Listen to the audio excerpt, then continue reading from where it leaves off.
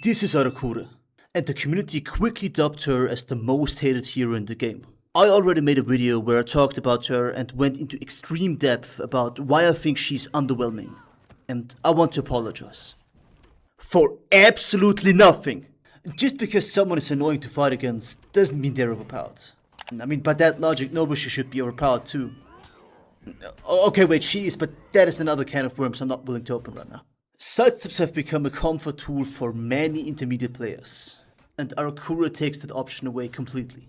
If you came here thinking I was going to say how overpowered she is, you're dead wrong.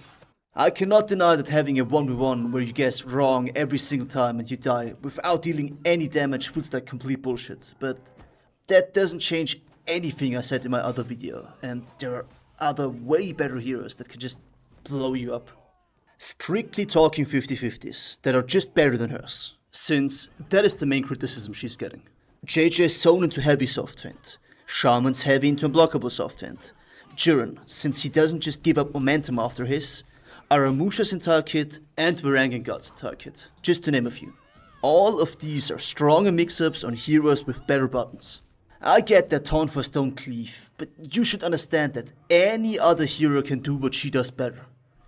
None of her neutral moves cleave consistently, leaving you with no way to open up external opponents with regular attacks, and she needs to be in chain to deal any meaningful damage. This forces you to use her front steps to open up opponents. Here comes the strawman argument I created to represent the community. It's a true 50-50, so it's a very strong tool. Yes, correct. True 50-50s are strong, but she has one of the weakest in the game. Unlike other heroes, she also commits way too hard when she does a mix. I'm not just talking about the neutral yellow-blue, but the backheld one as well. Shout out to the shield I gain on Sandkick that just disappears when my target gets hit. All of this just comes down to the point I was making in my original video. Her recoveries are ass. Her Lash attacks suffer from this the most. I have heard this so many times. You can just target swap kick out of the Sandkick. Oh, thank you for that information. I have dealt a grand total of 13 damage and risked half of my health bar for that stunt. It did look sick as fuck though. Look, I want to give her the benefit of the doubt, since she isn't inherently broken unlike other hero releases. Arakure just falls flat on so many fronts that I can't ignore it. Okay, continuing with flash out attacks. Heavies and lights have no use unless you're in level 3 charge. Yes, you can lunge and peel for teammates, but you can also do that with just a front step light. And stop saying you can chain after the swap bash. No, you can't. Where are you even getting this information? Let's give her another chance though. Let's say she has level 3 charge. Now her target swap heavies are a really solid tool, right? When it comes to lash out attacks, you just get stuck in this loop of constantly trading with opponents and just dying like 90% of the time. The other 10% of the time though, oh shit!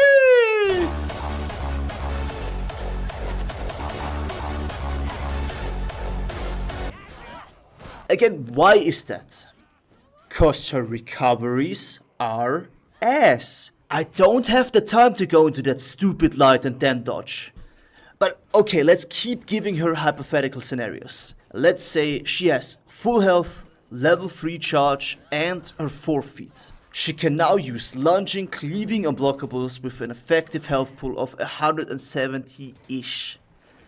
Great! You just unlocked base kit JJ with heavy perks. Listen, I don't want to sound negative. People just can't see past the facade of my fucking sidestep is gone. There are a lot of reasons to hate her. The majority of the community chose the wrong reasons though. A very good reason to hate her is her entire way of offensive does not really feel that inspired. New UI mechanic?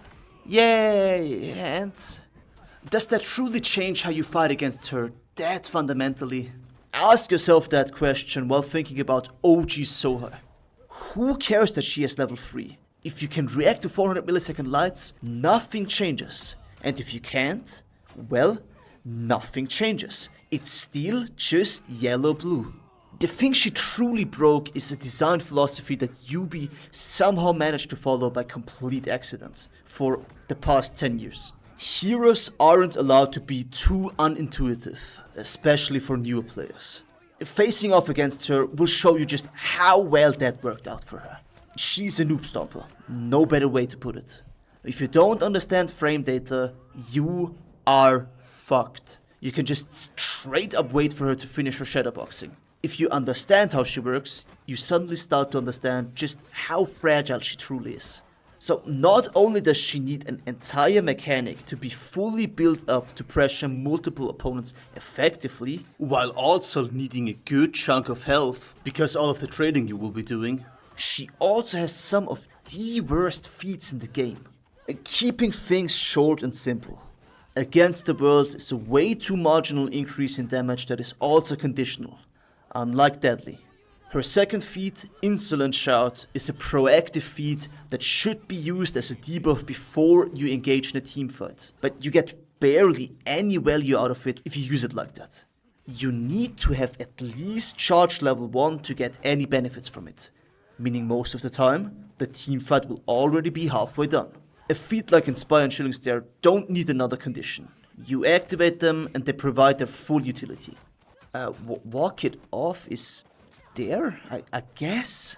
It is just a strange healing feat, to be honest. With 180 seconds, you can't justify using it unless you have the full charge meter. So you can't really use it like Draconic Mist from Griffin. You also can't use it like Second Wind, since you will be locked out of it for a full minute longer before another use. A Gang of Outcasts does something.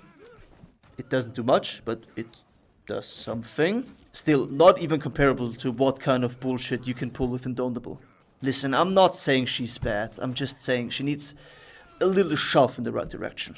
I don't want another Jiren situation, but she brought new things to the game, which I personally really did not expect to happen ever. And it would be a goddamn shame to keep her in the game in the current state she is right now, wasting all of the new mechanics that she brought with her. Just based on her pick rate, you can already see nobody's even bothering to play her. I just have to think back to the Jiren release, or even Sohai, for example. The second he went public, everybody played him all the time. There was not a single match I could play without at least 2 Sohais. And now it's just, you get one Arakure like every 4 or 5 matches, and you see like they still have like really low reps, so you can probably assume they're going to quit as well. 2 things need addressing to varying intensity. I am just going to say it. I want her to be stronger, the ever slightest amount. I'm not gonna go over my suggested changes, since I already talked about them in my latest video, which you should absolutely watch. Buffing her was the easy aspect. What she truly needs is an overhaul. Fighting against her is even less fun than with most other 50-50 heroes. There is just so much constant guesswork happening if you understand what is going on. And if you don't, it just overwhelms you completely. How and when she can go into her 50-50 combo mix-up should be addressed. Either by forcing her to go into the guaranteed light on hit, or something entirely different. Defining when she can go into her mix-up would make fighting against her for beginners a lot easier, and a lot less overwhelming. But anyways, I just have one more thing to say. Watch yourselves out there, okay?